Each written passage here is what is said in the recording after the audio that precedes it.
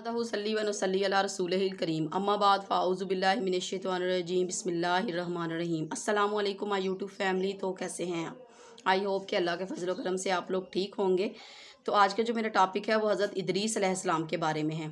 आपको पहले अखनू या अनूख भी कहा जाता था, क्योंकि आप दरसो तदरीस का बहुत ज़्यादा काम करते थे, इसलिए आपको इदरीस कहा जाने लगा। हज़रत इदरीस अलैहिस्सलाम जो है वो बहुत ही बावकार पर्सनैलिटी के मालिक थे। इदरीस अलैहिस्सलाम हज़रत शीस अलैहिस्सलाम की जो है वो शरीयत पर अमल पैरा रहे। चूँकि आप एक रसूल भी थे, इसलिए जो है वो शरीयत आप पर मुसलसल नाजिल होती रही। इदरीस अलैहिस्सलाम ने जब देखा कि उनकी जो कौम है वो दो ग्रोहों में बढ़ चुकी है, एक वो जो आले कबील के लोग थे वो अल्लाह ताला के साथ शिरक करते थे, और दूसरे वो लोग जो अल्लाह ताला की इबादत करते, अल्लाह को एक मानते थे। तो आपने लोगों को बहुत ज़्यादा वाज़ व तबलीग की कि तुम लोग जो है वो एक अल्लाह की इबादत करो, किसी के साथ उसको शरीक ना ठहराओ। लेकिन वो लोग ना माने तो आपने उनके खिलाफ़ जो है वो जिहाद करने का फ़ैसला किया। आप ही वो पहले इंसान हैं जिन्होंने एक लाव लश्कर तैयार किया और उन लोगों के ख़िलाफ़ जिहाद किया। तो जो मुफसदीन हैं वो अपनी शरारतों से बाज नहीं आ रहे थे और अहले ईमान को बहुत तंग करते थे, तो आपने उनसे तंग आकर बाबुल से मिस्र की तरफ हिजरत की। मिस्र भी जो है एक बहुत ही सरसब्ज़ व शादाब इलाका था, और आपने उसको मज़ीद जो है वो तरक्की दी और वहाँ पे खुशहाली के साथ अपनी ज़िंदगी बसर करने लगे। सूरत कुरान पाक की दो सूरत, सूरत अंबिया और सूरत मरियम में आपका जिक्र है। सूरत मरियम की आयत नंबर 56 और 57 में इरशाद बारी ताला है कि इस किताब में इदरीस का भी जिक्र कर, वो भी नेक किरदार के मालिक थे और हमने इन्हें बुलंद मुकाम पर उठाया। बुखारी और मुस्लिम शरीफ में हज़रत मोहम्मद सल्लल्लाहु अलैहि वसल्लम का इरशाद है कि मैंने मिराज की रात चौथे आसमान पर इदरीस अलैहिस्सलाम से मुलाकात की थी और वो बहुत बुलंद मुकाम पर थे। कहा जाता है कि अल्लाह ताला ने हज़रत इदरीस अलैहिस्सलाम पर एक दफ़ा वही नाजिल फरमाई कि ए इदरीस, अहले दुनिया में रोज़ाना जिस कदर नेक अमाल हैं उसके बराबर मैं तुम्हें हर रोज़ अजर दूंगा। इदरीस अलैहिस्सलाम ने जब ये सुना तो इन्हें ये ख्वाहिश पैदा हुई कि मेरे अमाल में मज़ीद इजाफा हो, तो इसके लिए अगर मेरी उम्र तवील हो जाए तो बहुत ही अच्छा हो। क्योंकि आपके बहुत ज़्यादा जो हैं फ़रिश्ते जो हैं वो दोस्त थे, इसलिए आपने एक अपने दोस्त फ़रिश्ते से अपने इस ख्याल को ज़ाहिर किया कि इस सिलसिले में मौत के फ़रिश्ते से गुफ्तगू फरमाई जाए। फ़रिश्ते ने जब ये सुना तो उन्होंने अपने बाजुओं पर उन्हें उठाया और उन्हें आसमान की तरफ लेकर उड़ पड़े। अभी आप चौथे आसमान पर पहुँचे थे तो देखा कि मौत का फ़रिश्ता जो है वो नीचे आ रहा है। दोनों फ़रिश्तों की मुलाकात हुई तो दोस्त फ़रिश्ते ने हज़रत इस्राईल अलैहिस्सलाम से इदरीस के बारे में गुफ्तगू फरमाई कि आप बताएं कि उनकी जो मौत में है वो कितना टाइम है। तो उन्होंने कहा कि उनकी मौत में इतना ही टाइम है जितना कि पलक झपकने में है। तो आपने कहा कि इदरीस अलैहिस्सलाम कहाँ हैं? तो उन्होंने कहा कि मेरी पुश्त पर है।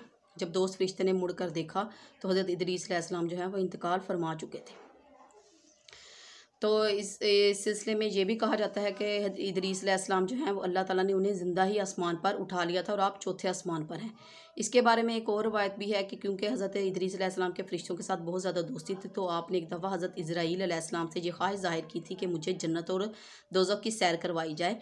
तो उन्होंने कहा था कि इसके लिए आपको मौत का मज़ा चखना पड़ेगा। तो उन्होंने कहा था कि ठीक है, तुम मुझे ले जाओ ऊपर, मैं जन्नत और दोज़ख देखना चाहता हूँ। लेकिन जब आपने जन्नत दोज़ख के बाद जन्नत को देखा तो आपने कहा कि मैंने नीचे नहीं आना। तो हज़रत इस्राईल ने कहा कि नहीं, आप इधर नहीं रह सकते जब तक कि आप फौत ना हो जाएं। तो उन्होंने कहा कि क्योंकि मैं एक दफ़ा मौत का मज़ा चख चुका हूँ, इसलिए मैं अब नीचे जाना नहीं पसंद करूँगा। तो वल्लाह आलम। अब लेकिन कहा जाता है कि हज़रत इदरीस अलैहिस्सलाम जो है उन्हें भी हज़रत ईसा अलैहिस्सलाम की तरह ऊपर ही उठा लिया गया था।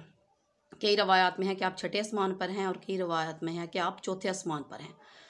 आपने अपनी ज़िंदगी में बहुत सी इस्लाहात नाफिज की हैं और इल्मो अमल के हिसाब से लोगों को 3 तबकों में आपने जो है वो डिवाइड किया, उलमा, बादशाह और रैयत।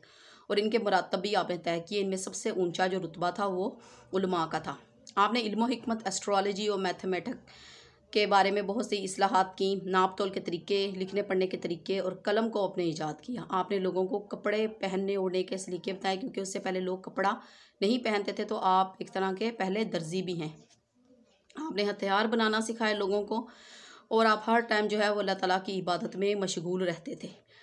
आपके बारे में है कि आपने तकरीबन 365 साल की उम्र पाई। आपके ज़माने में जो है मुख्तलिफ़ उलूम सीख कर लोगों ने बहुत ज़्यादा तरक्की की।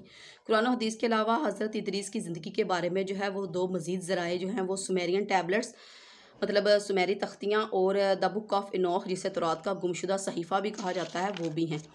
तो 1946 में डेड सी के करीब एक गार में जो है वो 900 कदीम सहीफ़े मिले और इनमें एक जो है वो बुक ऑफ इनोख भी है, जिसमें तारीख़ इंसानी की एक अलग ही कहानी मिलती है।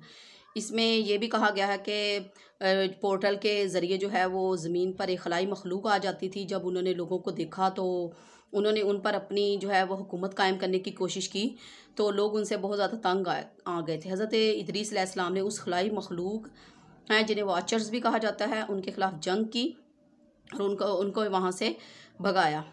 लेकिन ये तो सिर्फ़ एक थ्योरी है, या बाकी वल्लाह आलम क्या है। ये इसराइली रवायात में भी इसके बारे में बहुत सी रवायात मिलती हैं। तो हज़रत इदरीस अलैहिस्सलाम के दौर की बहुत ज़्यादा टेक्नोलॉजीज़ हैं जो अब भी राइज हो रही हैं। बाकी कुरान और हदीस की रिसर्च से जो नए नए राज़ों से पर्दे जो हैं वो फाश हो रहे हैं। हज़रत इदरीस अलैहिस्सलाम के बारे में आज का हमारा टॉपिक इतना सा ही था, और इसमें है तो ये बहुत लंबा टॉपिक, इसके लिए तो बहुत ज़्यादा टाइम चाहिए, लेकिन इंशाल्लाह मैं आपको मज़ीद भी इसके बारे में बताऊँगी। तो आज का मैं अपना प्रोग्राम इस दुआ के साथ ख़त्म करती हूँ कि अल्लाह ताला आपको आसानियाँ नसीब फरमाए और आसानियाँ तकसीम करने की तौफीक अता फरमाए। आमीन या रब्बल आलमीन।